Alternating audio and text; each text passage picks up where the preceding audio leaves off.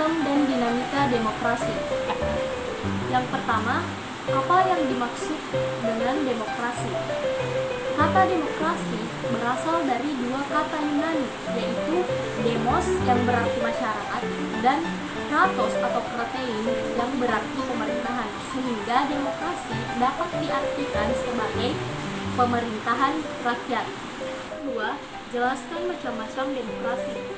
Macam-macam demokrasi terbagi menjadi tiga, yaitu demokrasi berdasarkan titik berat perhatiannya, demokrasi berdasarkan ideologi, dan demokrasi berdasarkan proses penyaluran kehendak rakyat, yang dimana berdasarkan titik berat perhatiannya, demokrasi terbagi lagi menjadi tiga, yaitu demokrasi formal, demokrasi material, demokrasi gabungan, yang dimana demokrasi gabungan ini mengambil kebaikan serta membuang keburukan dari bentuk demokrasi formal dan material.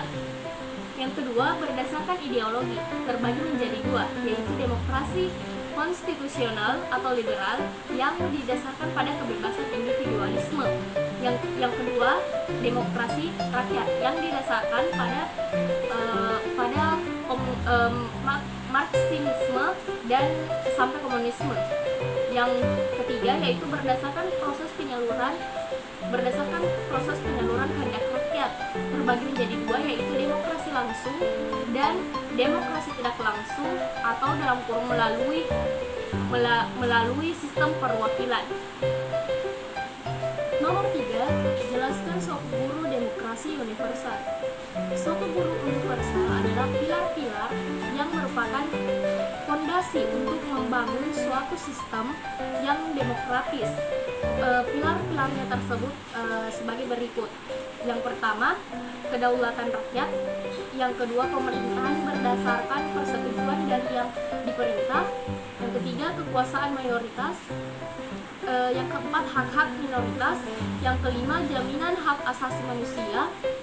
Yang keenam, pemilihan yang bebas dan jujur. Yang ketujuh, persamaan di depan hukum. Yang kedelapan, proses hukum yang wajar. Nomor 4, jelaskan bahwa nilai demokrasi Pancasila lebih unggul jika dibandingkan dengan demokrasi lainnya. Demokrasi memiliki nilai moral yang bersumber dari Pancasila, yang mana yaitu persamaan bagi seluruh rakyat, keseimbangan antara hak dan kewajiban, mewujudkan rasa keadilan sosial, pengambilan keputusan dengan musyawarah mufakat, yang selanjutnya mengutamakan persatuan nasional dan kekeluargaan. Jadi demokrasi Pancasila lebih unggul daripada demokrasi lainnya sebagaimana yang saya sebutkan tadi. Kelima, buktikan bahwa negara Indonesia adalah negara demokratis baik secara normatif ataupun empirik. Secara normatif, negara kita sudah memenuhi kriteria sebagai negara demokrasi. Dalam perjalanan sejarah ketatanegaraan negara kita, semua konstitusi yang pernah ada menganut prinsip demokrasi dalam ketentuan sebagai berikut, seperti pada pasal 1 ayat 2 Undang-Undang Dasar 1945 sebelum diamandemen, yang berbunyi kedaulatan adalah di tangan rakyat dan dilakukan sepenuhnya oleh Majelis Permusyawaratan Rakyat.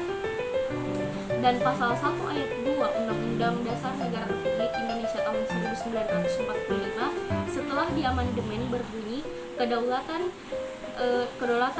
berada di tangan rakyat dan dilaksanakan menurut undang-undang. Yang selanjutnya yaitu dalam Undang-Undang Dasar 1950 pada pasal 1 ayat 1 yang berbunyi Republik Indonesia yang merdeka dan berdaulat ialah suatu negara hukum yang demokratis dan berbentuk kesatuan. Dan yang terakhir yaitu pada pasal 1 ayat 2 yang berbunyi kedaulatan Republik Indonesia adalah di tangan rakyat dan dilakukan oleh pemerintah bersama Dewan Perwakilan Rakyat. Secara empiris, sejak pemerintahan masa revolusi Indonesia, pemerintahan parlementer, pemerintahan demokrasi terpimpin, pemerintahan Orde Baru dan pemerintahan Orde Reformasi, negara Indonesia sudah menerapkan demokrasi sebagai sistem pemerintahan Republik Indonesia yang senantiasa mengalami perkembangan yang fluktuatif. Yang nomor selanjutnya, nomor 6, yaitu kemukakan prinsip-prinsip yang perlu dilaksanakan untuk mewujudkan kehidupan yang demokrasi. Yaitu yang pertama, membiasakan diri berbuat sesuai hukum yang berlaku, membiasakan diri bertindak demokratis dalam segala hal, membiasakan diri mengadakan perubahan secara damai tanpa kekerasan. Yang keempat, membiasakan diri menggunakan akal sehat dan hati nurani. Yang kelima, membiasakan diri menggunakan kebebasan dengan rasa tanggung jawab. Yang keenam, membiasakan diri menyelesaikan persoalan dengan musyawarah. Yang ketujuh, membiasakan diri memberi kritik yang bersifat membangun. Sekian presentasi saya untuk